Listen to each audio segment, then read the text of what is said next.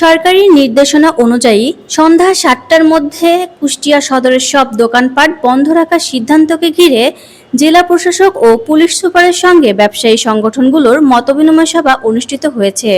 সভায় police super বলেন, সাম্প্রতিক আন্তর্জাতিক পরিস্থিতির কারণে এই সিদ্ধান্ত অস্থায়ীভাবে নেওয়া হয়েছে। তিনি সবাইকে আইন মেনে চলার আহ্বান জানিয়ে বলেন, নির্ধারিত সময়ের মধ্যে কেনাকাটা শেষ করা ও ব্যবসা প্রতিষ্ঠানের নিরাপত্তা নিশ্চিত করা অত্যন্ত গুরুত্বপূর্ণ। জেলা প্রশাসক জানান, নিয়ম মেনে চলা সবার জন্য জরুরি।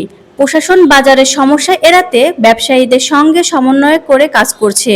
পাশাপাশি অনিয়ম রোধ ও জনস্বার্থ নিশ্চিত করতে প্রয়োজনীয় পদক্ষেপ নেওয়া হবে বলে আশ্বস্ত করেন তিনি। আমার মনে হয় হচ্ছে যে সরকারি যে সিদ্ধান্ত আছে, মনে রাখবেন যে রাষ্ট্রীয় স্বার্থে, এর আগেও আমি বলেছি যে করোনার সময় আমাদেরকে সহযোগিতা করছেন তারা। বিষয়টি এখন আমরা সবাই এক সাথে এই চ্যালেঞ্জ মোকাবেলা করব। এখন পর্যন্ত তো বলা হয়েছে যে এটি শর্ট টার্মই হবে। আমরা আশা করি হচ্ছে যে আপনিও বুঝতেছেন যে বৈশ্বিক কারণ এটা হয়েছে। তো বৈশ্বিক চ্যালেঞ্জগুলো কিরকম হবে আমরা দোয়া করি যে এটা দ্রুত সমাধান।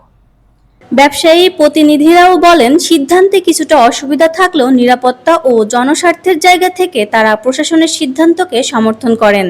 প্রশাসনের নির্দেশনা মেনে চলাই সবার নিরাপত্তা ও স্বার্থের জন্য জরুরি।